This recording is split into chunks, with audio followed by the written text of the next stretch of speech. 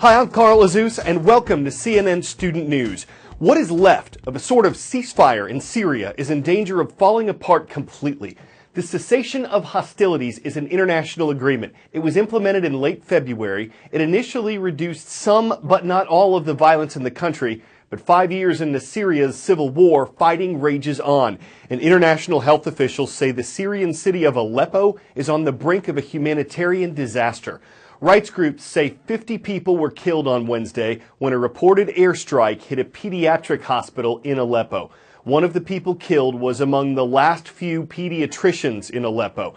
The United States indicated the blame rests with the Syrian government. Syria says its planes did not carry out the assault. Russia says its jets didn't launch the strike, and the U.S. says its forces weren't in the area.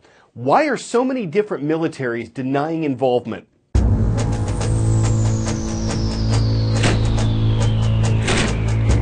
The civil war in Syria has become incredibly complicated over the past 4 years, and that's because there are so many different groups fighting on the ground for very different reasons. But essentially you have four main contingents. Firstly, you have the Syrian army, which is loyal to the regime of Bashar al-Assad.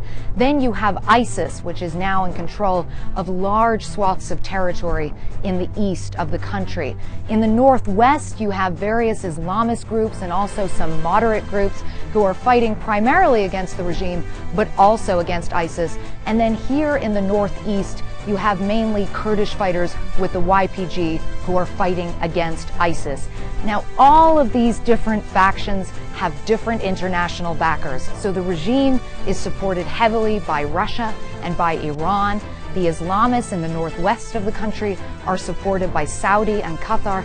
And the U.S. has also given limited support to some of the moderate groups in the northwest, but also to the YPG here in the northeast. The Russians have dramatically increased their involvement in this conflict, launching hundreds of airstrikes on various rebel groups that are fighting against the regime, and also supplying the Syrian army with sophisticated weapons. The U.S. has responded by dropping 50 tons of ammunition to various groups in this region that are fighting against ISIS, and Saudi Arabia has also accelerated the flow of anti-tank missiles that it is supplying to its Islamist allies in the northwest of the country, all of which has really raised the specter that Syria has ultimately become a proxy war, and with all the different factions focusing now on gaining a decisive military advantage, very few are willing to come to the negotiating table. Up next, diving deep. From April 20th to July 10th, NOAA, the National Oceanic and Atmospheric Administration, is on a mission to explore the Marianas Trench in the western North Pacific Ocean. Part of that is the Challenger Deep. At 36,000 feet under, it is the deepest known point in the sea. It's deeper than Mount Everest is tall. No sunlight is visible. The water is frigid, the pressure extreme. NOAA is exploring the area because so little is known about it. What's the habitat like? How can it benefit scientific research? These are some of the answers they're seeking, along with some that relate to the life that's down there.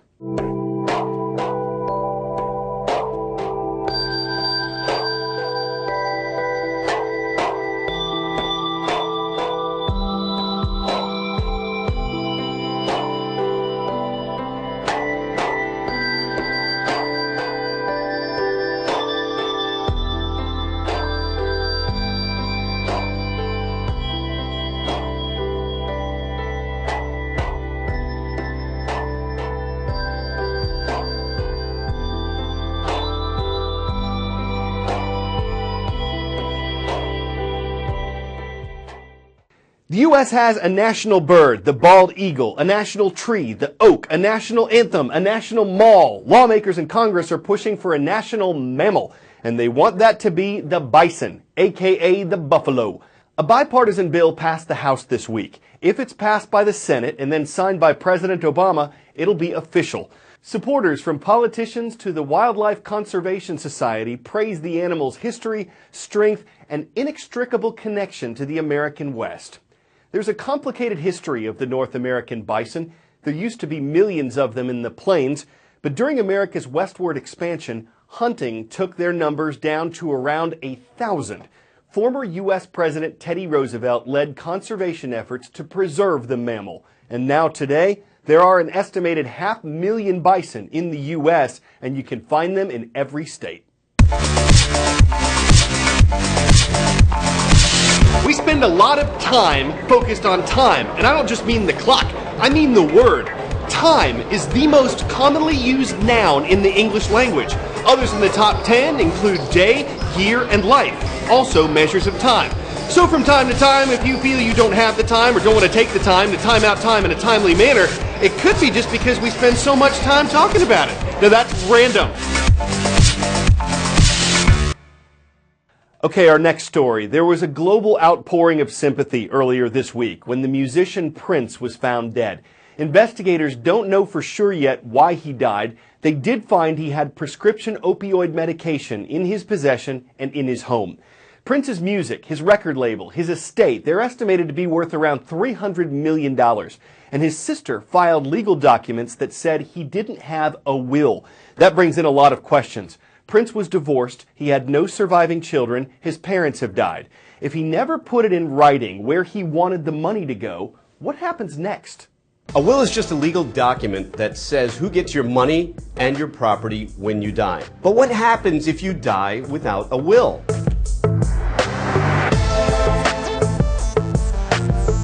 If someone dies without leaving a legal will, it means they died intestate. And that can mean they're leaving their fortune up to chance.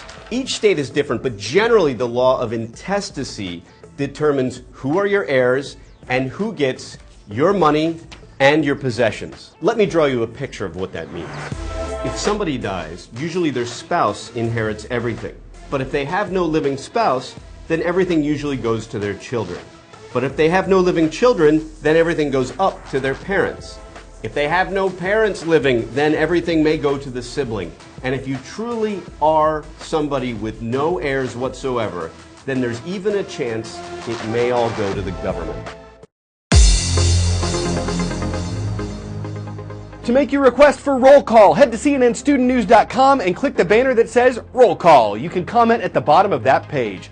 Duchesne High School knows about this. Hello to the Eagles of Duchesne, Utah.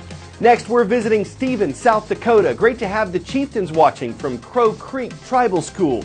And from the city of Hsinchu on the island of Taiwan, welcome to the International Bilingual School at Hsinchu Science Park.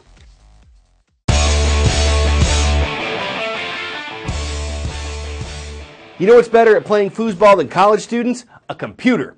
A team of engineering students at Brigham Young University built a machine that controls the blue players here.